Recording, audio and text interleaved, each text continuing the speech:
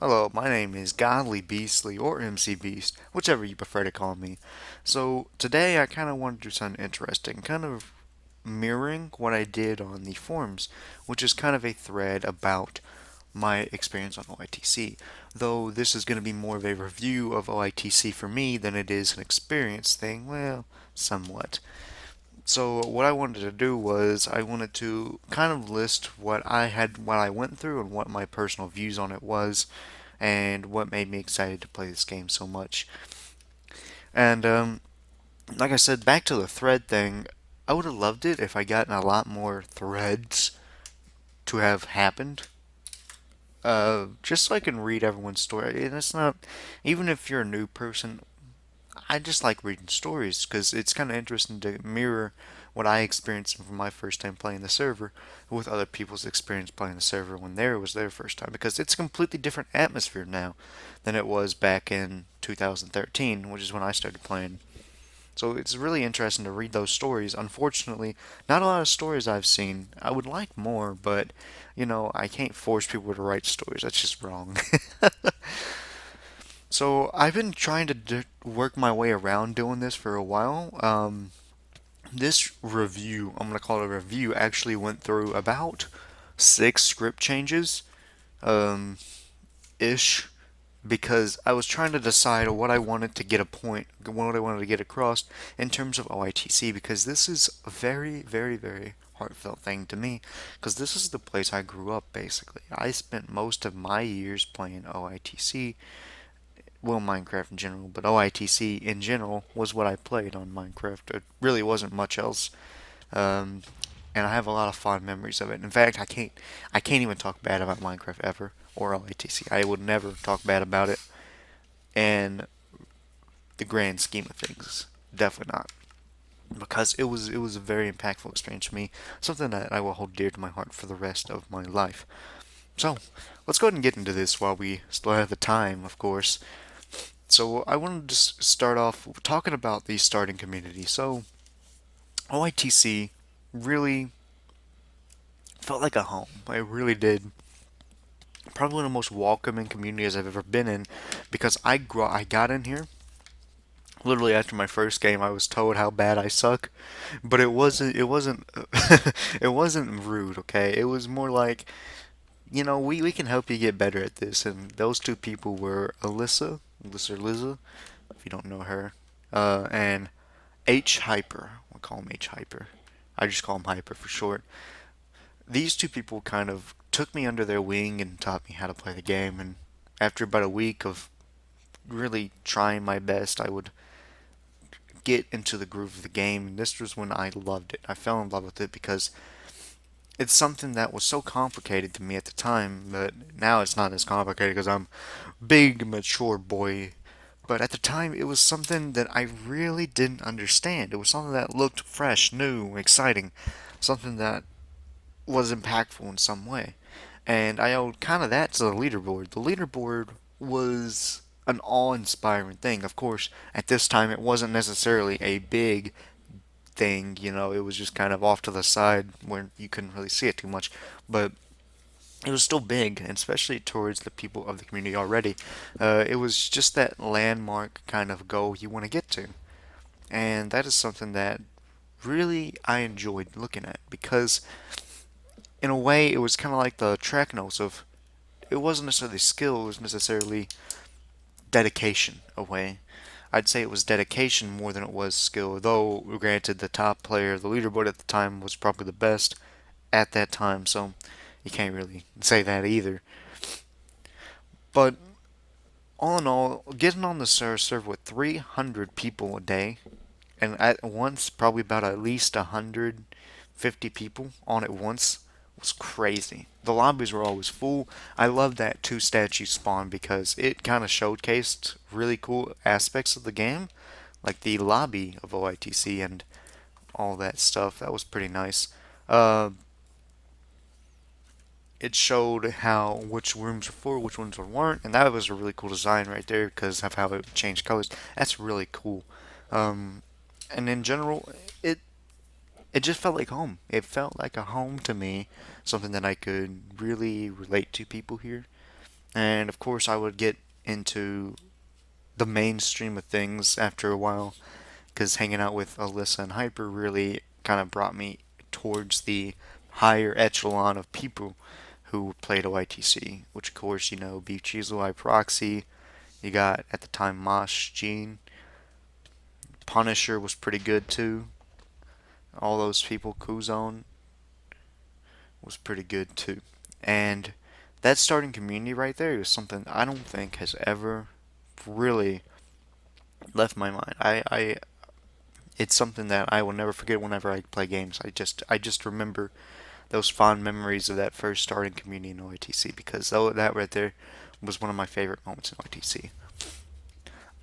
Moving on, I want to talk about my goals of OITC. So if you've never created a goal in a video game, that's all right. But usually people have certain goals that go into their head. And my goals for OITC, there were three of them. One was to get on the leaderboard, of course.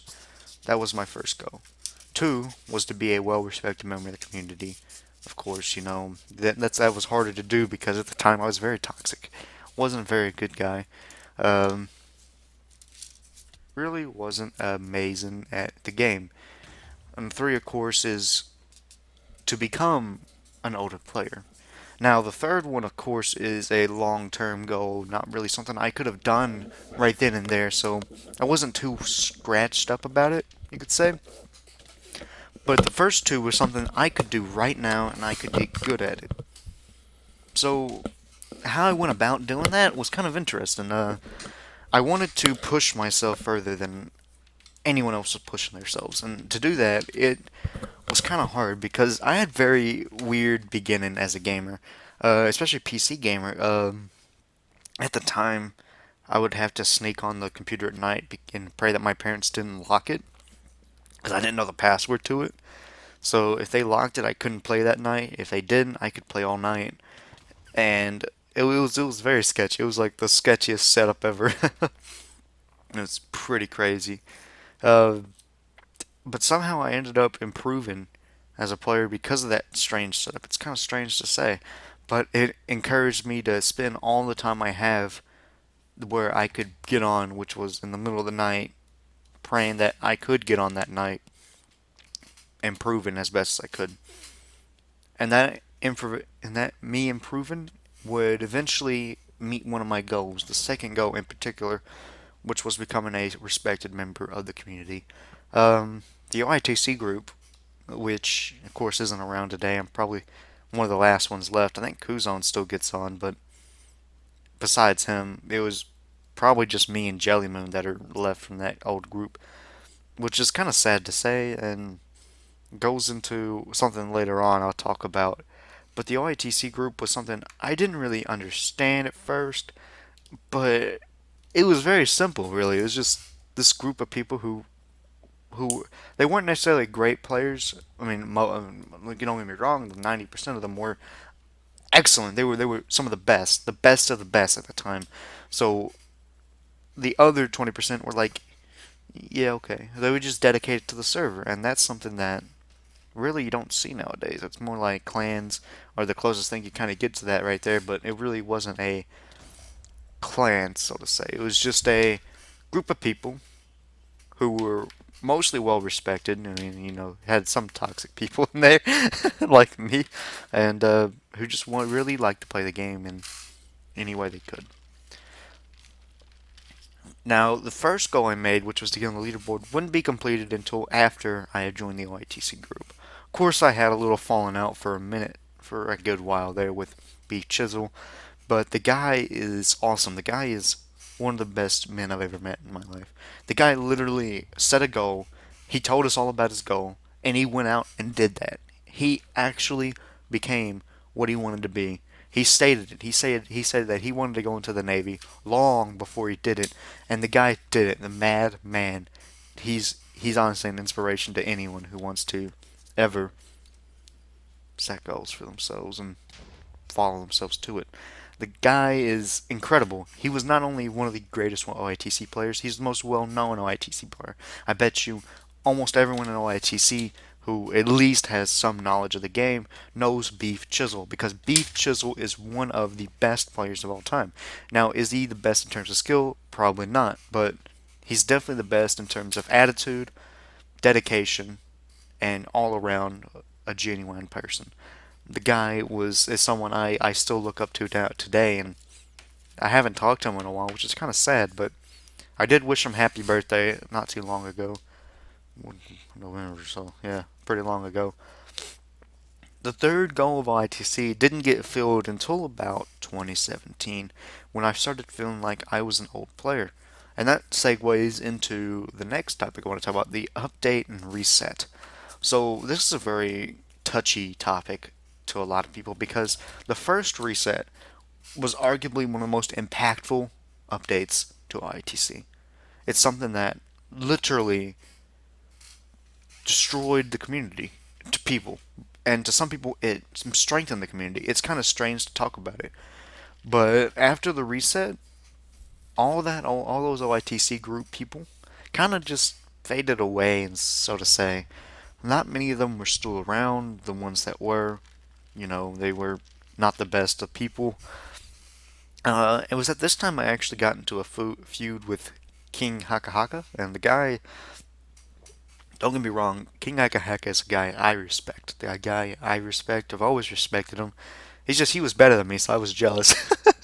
The guy was so better, he was better than me. That's easy to say now. Uh, the guy was awesome. He was dedicated to what he did. His YouTube channel was really cool to watch, especially because the guy he tried his best to do it. And it wasn't like it was pre-set up like some of the stuff Nix did. It was something that he just did on the fly. The guy literally is crazy, and he's one of he is another great OITC player. He was really the only guy around that I really truly knew at the time. I wouldn't find this out until later on, but one of my best friends, well, two of my best friends, were gone after this update.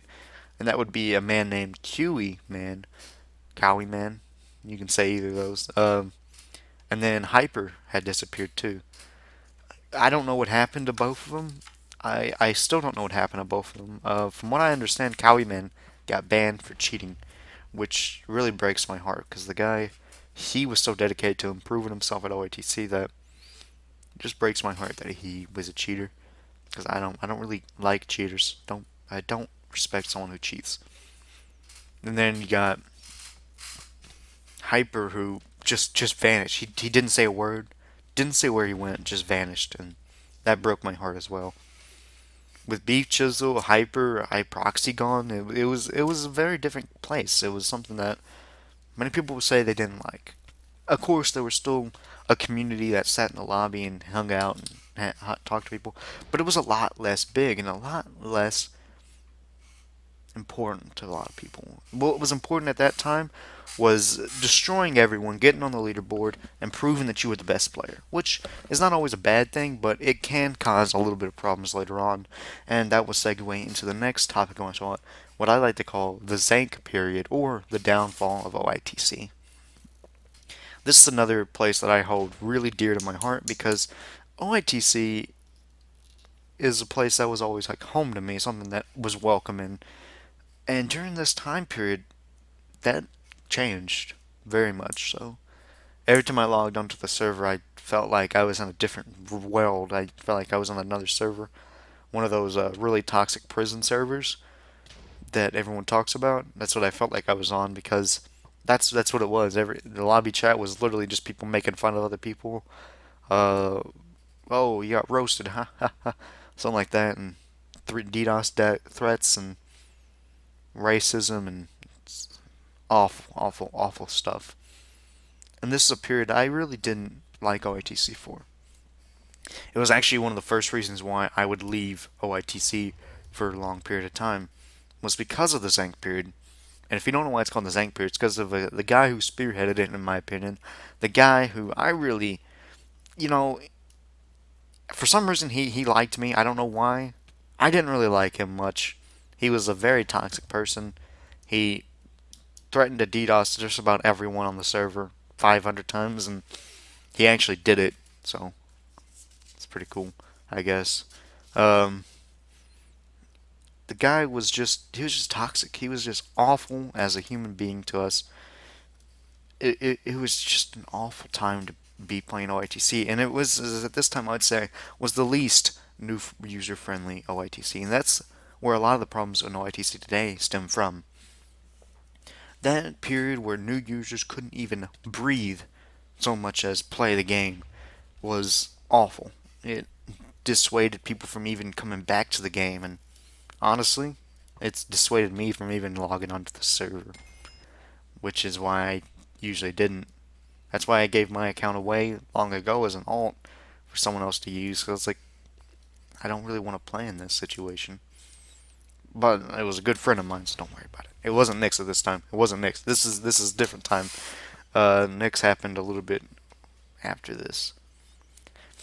So the next topic I want to talk about is the decay period, and this is a topic that's kind of, it's arguably still going on, but in my opinion, it's over now. The decay period started basically right after Zank period because what happened was the decrease in new players truly caused a problem with how people took on the game at that point. The only people who were left were people who were veterans at OITC or people who knew the game so much that they considered themselves to be the best of the best. And that kind of atmosphere was not very inviting for new players either. In fact, it was so uninviting for new players that we literally had some of the lowest numbers in OITC that we've ever had. At midday, you could have about 3 people on at most. That was crazy because this server, this one minigame had over 150 people on at once back in the day. And that was crazy to me. That's something I really didn't get over for a long time. The decay period kind of showcased the power of toxicity and what happens when a community comes divided between itself. And honestly, it was a very bad situation. The division in the community, of course, from Zank and his posse, really divided us in a way that never really got rebuilt. It was something that scared people and something that just turned people off. And in fact, a lot of old friends of mine from that period left to go play other minigames because it just wasn't any good anymore. So the Zank period, of course, is a very important period in talking about OITC's history because it really solidified the downfall of OITC. If it wasn't for the Zank period, if we had a period kind of like the first starting period of OITC where it was welcoming for new people, it wasn't as toxic, it was nice and welcoming, we would probably have just as big a numbers today as we had when it began. That's crazy to think of because nowadays it's where'd everybody go? And that's a question I have found myself asking quite a bit. Of course, at this time it was about 5 years into my OITC career, 5 years since I started, and you never really feel lonely in a lobby until you realize that there's no one there that you know. Of course, there was about 15 people on, and they were playing and they were talking, but you don't really know any of them. You never really talked to any of them. You never really had any idea who they were. That kind of loneliness would really sit with me because the everyone I had known from 2013, 2014, 2015 were gone. None of them were there. Only one who was there was Kuzon, and that's it. He's the only one there. Duck, I guess, was there, but Duck really didn't come in until late 2014 ish. For me, I didn't really notice him. I didn't really talk to him until late 2014 ish. But it was really shocking to me that I was the only one left. And it's another reason why I took another gigantic break between that and 2019. Now, what happened in 2019? Well, let's just say the community got their crap together. 2019 was a very impactful year for OITC, in my opinion. And it was something that we didn't see for a long time. It was, once again, kind of welcoming to new players. But at the same time, with the inclusion of ELO, it was also competitive. you could say. Of course, people tried their best to find ways around the ELO system with boosting and making sure they didn't lose ELO on alts, stuff like that, and that really wasn't, that's not right. That's not right to do, in my opinion. That's wrong. It's absolutely the opposite effect that ELO should have on people. It should encourage you to play at your best, but only at your best on accounts, on your real account. It should encourage you to just say, oh, well, I don't want to lose any ELO because if I do this. Of course, that isn't necessarily the player's fault. There's no one ranked anymore, so maybe people who really care about ELO have to take every game seriously. So it's not necessarily their fault. Of course, I'm not blaming anyone else, though. Unranked was, of course, slipping away, and people liked ranked, I guess, a lot more. It's a lot easier to it's a lot easier to remove the unranked game modes and make everything ranked than it is to remove the entire system of Elo and remove ranked. Even though ranked was played less than actual games, normal games were, it was just easier to do it the other way around. It it didn't change the number of matches that could happen at once. It kept it the same, so it didn't really do anything in that field. So I'm gonna go ahead and move on to today. What's OITC like today? Well, that's a hard question to answer. I haven't really been around as much today. Of course, I have my own reasons for that. I've been playing other games and with other people. Not really had time for OITC. I do come on as much as I can, especially now the few days I've been trying my best to get footage for this game, and I went through 6 script rewrites, so it didn't work out too well as you can tell. But I played quite a bit in these past few days, and it's it's still strong. You know, the OITC community is resilient, if anything. They've stayed strong, and the server still has people who come and play OITC regularly, and that's something that's really impressive to me. It's this staying strong deal is so big and so incredible that I don't think people really get the full weight of how important it is that we stay strong and keep pushing OITC to be its best. The people who play nowadays, they try to do that. They try their best. They hold on to whatever community OITC has left. And honestly, that I'm impressed with that. I kind of gave up on that a long time ago. I tried my best to do that 2016, 2017ish, though I wasn't really there much. I tried my best to hold the community together as much as I can, and that obviously failed. I'm a failure at that. But the people nowadays, they've done a really good job of it. They've made it feel more welcoming to new players. Of course, right now, it's probably the most welcoming it's felt to new players since the first reset, which is crazy to think of because the first reset really brought that new age of people going to the leaderboards and cheating to get on the leaderboards, and you never really know what happens there. So I wanted to close this off with a couple of notes of my personal opinion of OITC. Something that I can tell to everyone and it'll be right. My honest opinion of it. OITC is a community. It's not a game mode. It's never been a game mode. It's a community at this point. The point is, it's a community that's supposed to stay together. And as you can see from what I've mentioned in this video is throughout the time that we have divided each other, we've become weaker over time. The Zank period was the time where we were the most divided we've ever been. OITC literally was the pinnacle of division. It was so crazy at that time that it turned almost everyone away. No one wanted to play that game on at that time.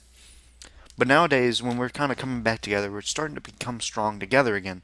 People going for Elo, of course, is something that is a big deal about it. Elo, the leaderboards aren't as much of an achievement today, but they're still there. And that's something that I gotta say is cool. This is the only thing I've ever done, the only community I've ever been a part of that wasn't about the game itself. It was about the people. The people made the OITC community, and that's what's incredible to me. Without the people of the OITC community, the game mode would have died long ago. It would have been deleted with SG, it would have been deleted with Sky Wars, it would have been deleted with TNT Run. Rest in peace. So, my final notes on this is OITC is a game mode that I think everyone can get around. Not only because of the fact that it's a fun game mode in general, taken straight from Call of Duty, and that's something that a lot of people played back in the day. But it's something that is a community at heart, and that's where I kind of want to leave that here. My review of OITC is that it's one of the greatest communities I've ever been a part of, something that I will hold for the rest of my life. And with that being said, thank you for all the cherished memories I will always have. My name is Minecraft Beast 94, and I will see you all in the next time. Peace out.